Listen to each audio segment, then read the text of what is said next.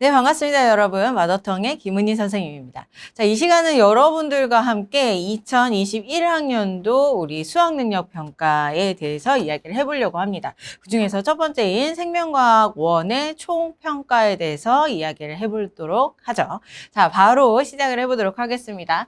자, 올해 혹은 2021학년도 수능은 어떻게 나왔느냐, 전체적인 평가를 얘기를 해보자면 단원별로 나눠봤습니다. 단원별로 문항을 배치를 해봤을 때 생명과학의 이해와 사람의 물질 대사가 합쳐져서 총 4문항을 이루게 되었고요. 그 다음에 이제 세 번째 단원이라고 할 수 있는 항상성과 몸의 조절의 7문항, 그 다음에 유전 6문항, 환경과 생태계가 바로 3문항. 우리가 예전에 봤던 역대 기출들의 비율과 매우 비슷하게 출제되고 있다는 사실을 알 수가 있습니다. 조금 더 세세히 살펴보게 되면 일단은 첫 번째 우리 단원이라고 볼 수가 있겠죠. 1단원에 있는 생명과학의 이해 과정 중에서 이제 총 2가지의 대표적인 주제가 있는데 그 대표적인 주제 중에 탐구 방법에 대해서 출제가 되었죠. 연역적 탐구 방법을 알고 여러분들이 이제 그 변인들을 알아맞추는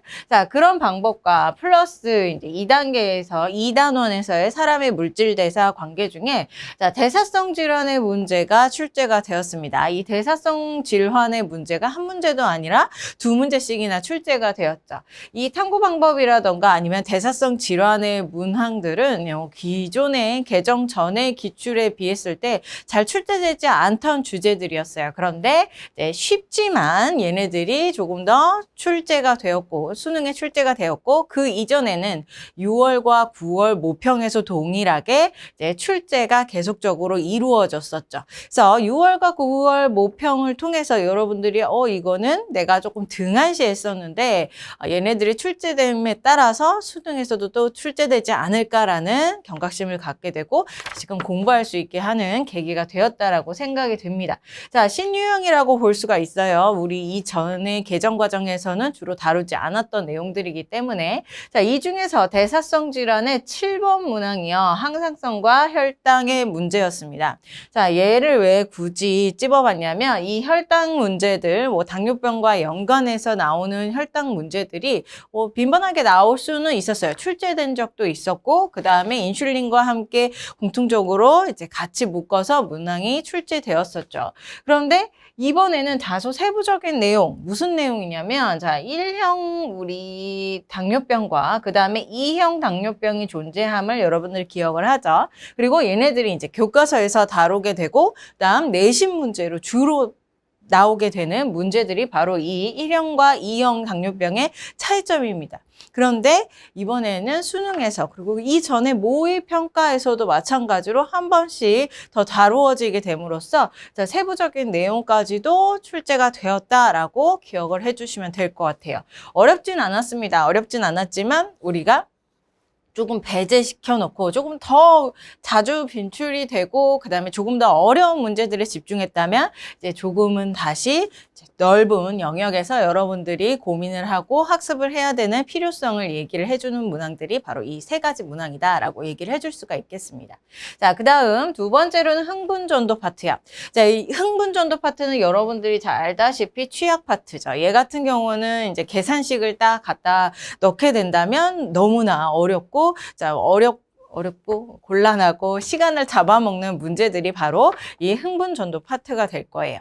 하지만 이번 수능에서는 이 흥분전도가 정말 고맙게도 얘가 쉬운 이론 형태의 문제로서만 출제가 되었습니다. 그래서 이제 여기 흥분전도에서는 여러분들이 문제를 틀릴 일이 별로 없었고 난이도 하의 문제였고요. 그렇다고 해서 이 취약 파트가 바로 이론 파트로 바뀌면서 없어지느냐, 앞으로도 수능에서 이론으로 출제되느냐, 그렇지는 않죠. 이 흥분의 전도 파트는 계속적으로 계산식을 대입할 수 있는 좋은 먹잇감이기 때문에 여러분들이 철저히 공부를 하셔야 되고 준비를 하셔야 됩니다. 자, 그 다음 세 번째, 세포와 세포 분열 파트요. 자, EBS 유사 유형이었습니다. EBS 수능 특강이라던가 수능 완성의 여기 아래쪽에 있는데 유사 유형들을 70%로 맞추겠다라고 얘기를 했고 하고 굉장히 많은 자료들이 EBS 교재에서부터 변형이 되어서 출제가 되었어요. 그 중에서 대표적으로 이제 세포와 세포 분열에 대한 파트 6번 문항이 있습니다. 자, 이 6번 문항은 빈출되기도 했던 문항들이고 주제이고 그다음에 EBS에서 출제되기도 하였고, 근데 여기에서의 포인트는 무엇이냐면 이 실수를 조심해야 되는 문항 중에서 가장 대표적인 올해 수능의 가장 대표적인 실수 문항이라고 볼 수가 있어요. 자, 6번 문항 중에서 핵형과 핵상을 구분을 할 때에 X 염색체를 제외하고 이제 그림에 표현한다라고 문제에 출제가 되었죠. 그랬을 때 여러분들이 처음에 문제를 읽을 때는 X 염색체 제외라고 생각을 하겠지만 문제를 풀다가 보면 그새 까먹어가지고 그것을 그대로 받아들이고 여기 X 염색체가 존재하겠거니 하고 받아들여서 이제 우리 마지막 디귿 보기에 염색 분체의 개수를 셀 때에 좀 오류가 생겼지 않았을까라는 생각이 듭니다. 자, 실수 조심 이런 함정 문항들 뭔가를 제외한다던가 함정을 파놓는 문항들은 각각의 모의고사라던가 수능에서 한 문제 이상씩은 꼭 나오게 됩니다. 그래서 그 당해에 그 회차에 내가 뒤돌아서 생각을 해봤을 때 이것이 실수여서 너무나 안타깝다라고 여겨지는 문제들이 꼭 존재하자. 그런 것들을 조심해라 라는 것이 바로 여기에서 다시금 6번에서 이야기를 해주고 있는 겁니다. 자, 그 다음 EBS 유사 유형 70%라고 얘기를 했습니다. 아주 많은 등등등등 이 문제들 이외에도 등등등 굉장히 많은 문제들이 그대로 나온 것보다는 변형을 해서 출제가 되게 되어 있어요. 특히나 이제 5번 문항이라던가 20번 문항 같은 경우는 여기 환경과 생태계의 단원에 포함되는 문항이죠. 그러면서 EBS의 자료를 그대로 받아다가 문항을 출제하게 되어서 여러분들이 내가 기출뿐만 아니라 EBS의 수특, 수완까지도 잘 병행을 해서 반복적으로 공부를 해서 준비를 해야 되겠구나라는 것을 알려주는 대목이지 않을까라고 생각이 듭니다. 자, 마지막으로 유전 파트야. 자, 이 유전 파트는 여러분들이 너무나 잘 알다시피 자, 킬러 파트이죠. 여기 전체적으로 봤을 때 1단원, 2단원, 5단원까지 존재했을 때 1, 2, 5단원 같은 경우는 굉장히 쉬운 난이도를 갖고 있는 반면 3단원은 조금 어렵게 꼬일 수가 있어요. 예를 들어서 근수축이라던가 아니면 위쪽에서 나왔던 흥분 전도 파트 얘네들은 어렵게 꼬일 수가 있습니다. 계산식으로 어렵게 만들 수 있지만 조금 더 확실하게 이건 무조건 어려워 라고 알려주는 게 바로 이 유전 파트. 이 유전 파트는 내용이 길 뿐만 아니라 이제 여러분들이 이론을 습득할 때는 쉽지만 거기에 이제 문제에 적용하는 것은 논리적인 생각까지도 포함을 시켜야 되기 때문에 굉장히 어렵게 느껴져요. 그래서 이 유전 파트요. 올해 수능에서는 어떻게 나왔느냐? 자, 상위 오답률 5위까지 1, 2, 3, 4, 5위까지 모두 다 유전 파트에서 나왔습니다.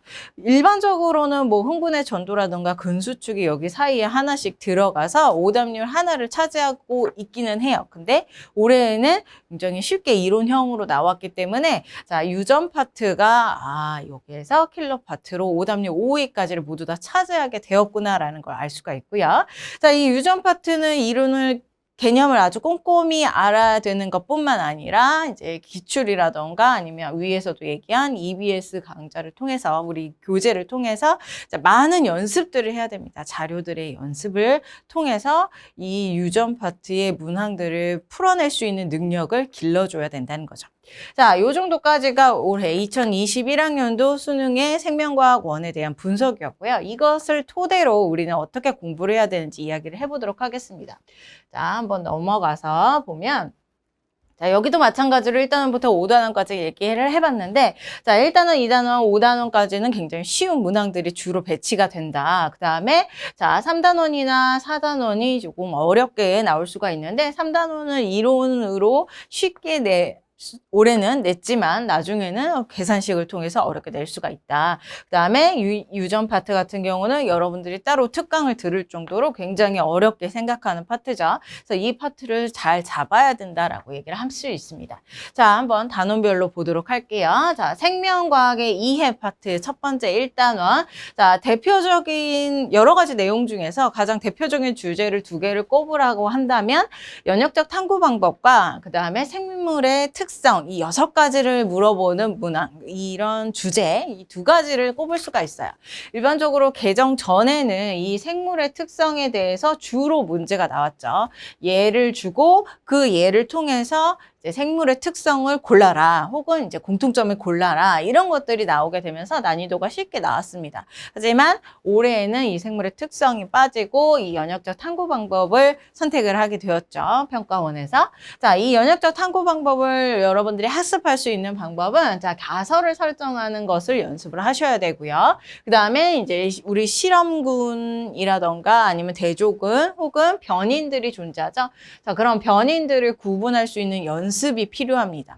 이 개정 전에 2015년 개정. 이 개정 전에는 앞에서도 얘기했듯이 생물의 특성이 주로 나왔기 때문에 연역적 탐구 방법에 대한 기출이 별로 없어요. 그래서 이제 역대의 기출들을 여러분들이 활용을 해줘야 되고, 이제 역대 기출에는 여러분들이 아시다시피, 그리고 제가 여기에서 이야기를 하다시피 이제 마더텅 교재에 굉장히 많이 존재하고 있으니까 그것을 가지고 여러분들이 준비를 하시면 될 것 같습니다. 단원별로 나와 있으니까 조금 더 쉽게 다가갈 수 있지 않을까 생각이 들어요.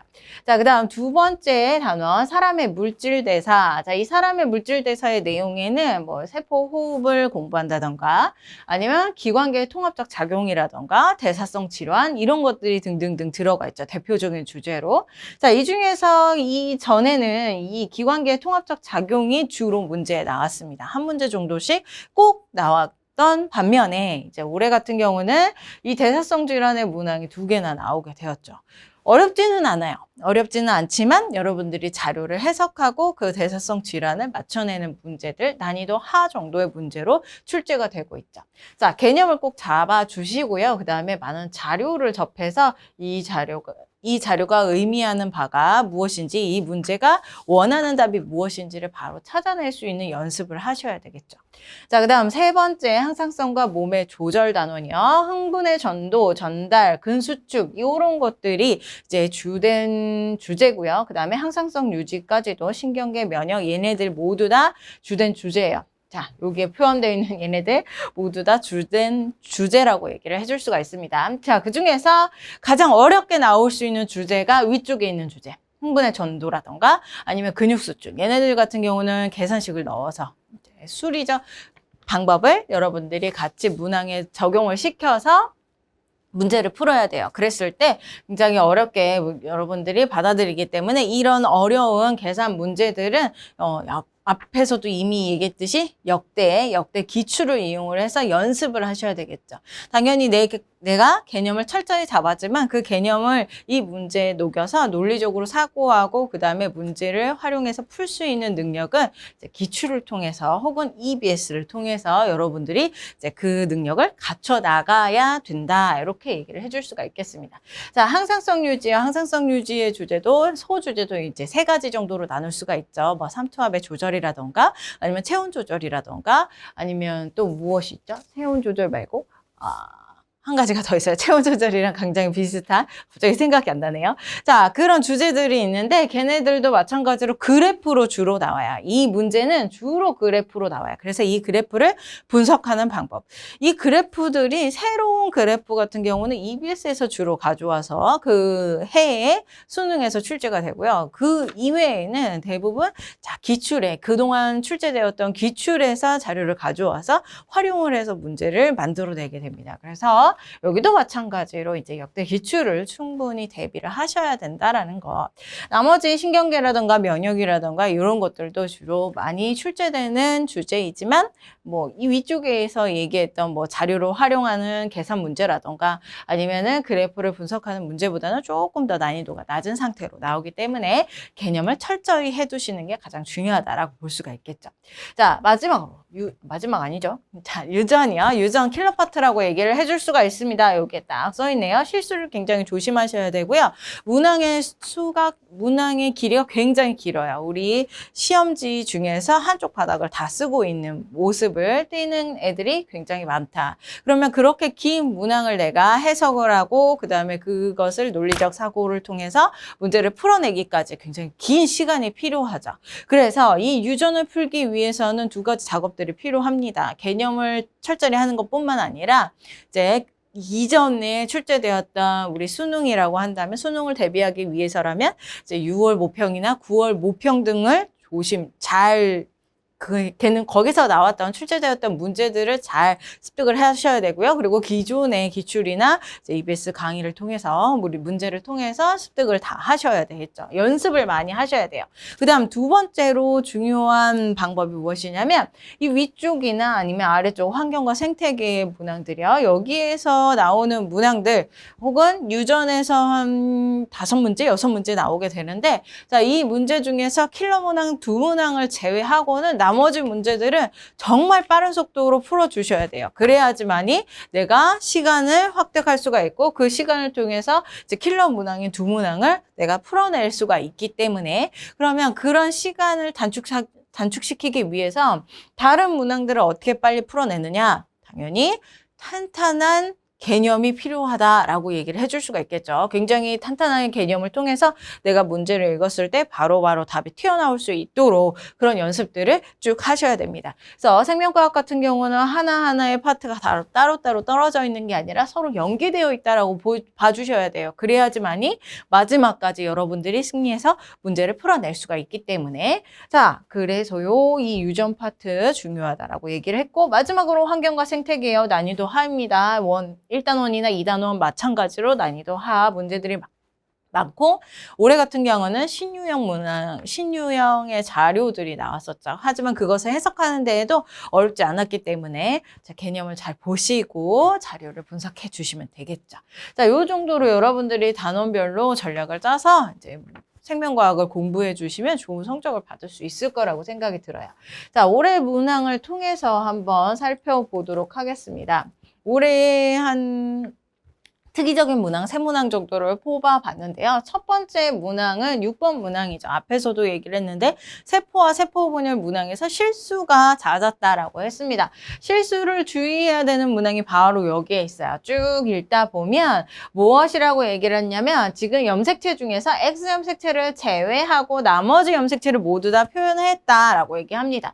읽을 때는 이해가 돼요. 다 이해가 되고 내가 실수하지 않고 잘해야지. 그런데 이제 풀다 보면 얘가 이 얘는 얼마고 그다음에 얘는 n이 얼마고 이런 것들을 쭉 풀어내다 보면 이제 X염색체를 까맣게 잊어버리면서 여기 디귿에서 이제 문제가 딱 발생을 하게 되는 거죠. 마지막으로 염색분체의 숫자는 얼마가 되겠느냐 이랬을 때 여기에 X염색체를 추가하지 않고 풀었을 때에는 당연히 오답이 나올 수밖에 없겠죠. 자, 실수를 굉장히 주의하셔야 됩니다. 난이도는 중상 정도였는데요. 이런 문항들은 굉장히 빈출된 문항이었고 최근 기출 문항으로는 21학년도 6월 모평에서도 굉장히 비슷한 문항이 딱 출제가 되었죠. 대신 여기에서는 함정은 없었어요. 그래서 그냥 심플하게 풀어 넘어가면 됐던 반면에 자, 올해 수능에서는 조금 함정을 두게 됨으로써 여러분들이 조심을 해야 되고 문제를 풀 때는 항상 경각심을 세우고 긴장을 하고 풀어내야 된다는 걸 이야기를 해줄 수가 있겠습니다. 자, 두 번째 문항 한번 보도록 하겠습니다. 두 번째 문항은 봐도 겁나 길죠. 엄청 긴 킬러 문항 중에 유전 문항 중에 킬러 문항에 속하는 아이입니다. 난이도 상이고요. 얘네들을 쭉 봤을 때 굉장히 길어요. 유전 파트를 딱 보면 여러분들이 너무나 길고 하니까 시간도 얼마 없고 하니까 이제 지치기 시작하고 이제 조금 꺾이기 시작합니다. 내가 문제를 풀어야 된다는 생각들 이런 것들이 꺾이기 시작을 해요. 하지만 이런 것들은 내가 사전에 열심히 연습을 해서 더 비슷한 문항들을 많이 찾아내고 연습을 해서 이제 갈고 닦아놔야 되겠죠. 기술을. 자, 그래서 이 문항 같은 경우는 그냥 아예 생으로 신유형 문항이 아니라 이전에 뭐 9월 모평이라던가 아니면 특히나 작년 수능의 문제에서 굉장히 유사하게 변형한 문항이다라고 볼 수가 있어요. 역대의 기출들을 활용을 해서 여러분들이 연습을 했다면 이 문제에 접근을 하고 풀어내는 데에는 어려움이 없었을 것이다 라고 볼 수가 있겠습니다. 난이도 상인 이유는 길어서이죠. 그리고 풀이가 복잡해서. 하지만 내가 앞에서도 얘기했듯이 얘네들을 준비했더라면 이제 난이도 상이 아니라 뭐 중 정도 이렇게 풀어낼 수가 있었을 것이다 라고 얘기를 해줄 수가 있겠습니다. 자, 마지막 주요 문항 한번 보도록 할게요. 자, 이런 주요 문항이야. 얘 같은 경우는 근수축이죠. 이것도 마찬가지로 여러분들이 취약한 문항이에요. 점수를 받기에는 좀 취약한 문항. 자, 이렇게 근절이 있고요. 이 근절의 각각의 마디마다 이렇게 부분마다 기호를 주고 얘네들이 수축하거나 이완했을 때 어떻게 변할 것이냐, 길이의 변화라던가 아니면 얘네들의 관계 이런 것들을 물어보는 게 바로 근수축의 문항입니다. 하지만 얘 같은 경우는 올해의 문제는 신유형이라고 얘기를 해줄 수가 있는 게 쭉 읽다 보면 여기에서 일반적으로는 길이를 줘요. 몇 마이크로미터 이런 식으로. 자, 길이를 준 반면에 여기에서는 그냥 이제 기호를 주고 비율로서 따져내라, 문제를 풀어내라 이렇게 문제를 출제하게 되었죠. 이것이 바로 신유형의 형태이지만 여러분들이 이것을 풀어낼 때 신유형이라고 무조건 손 놓고 이제 벙찌는 게 아니라 여러분들이 이전에 기출들을 많이 풀어보시고 이 기출들은 다 이제 그 크기, 마디의 길이를 직접적으로 표현한 문제들인데 이런 문제들을 쭉 풀다 보면은 내가 스킬이 생기고 그것을 활용을 해서 이렇게 신유형의 자료가 나온다 하더라도 풀어낼 수 있는 능력을 갖게 된다라는 거죠. 자, 요렇게까지 얘기를 해볼 수가 있습니다. 주요 문항, 세 문항까지 한번 살펴봤는데요. 자, 생명과학이요. 많이 어렵습니다. 어렵지 않다라고 얘기하고 싶지만, 자, 많이 어렵습니다. 여러분들이 이제 단원 간의 이제 유기적인 시간의 관계를 위해서 조금 개념을 잘 탄탄히 잡으시고, 그 다음에 핵심은 개념과, 그 다음에 두 번째로는 이제 역대 기출과 앞으로 나올 신유형을 얘기하는 EBS에 대한 자료들을 분석하는 걸 꼼꼼히 하는 게 가장 핵심이다라고 얘기를 해줄 수가 있겠네요. 자, 이렇게까지 한번 2021학년도 우리 생명과학 총평에 대해서 이야기를 해봤습니다. 잘 마무리하시고 잘 정리를 하시고 좋은 성적 받으시기 바라겠습니다. 감사합니다.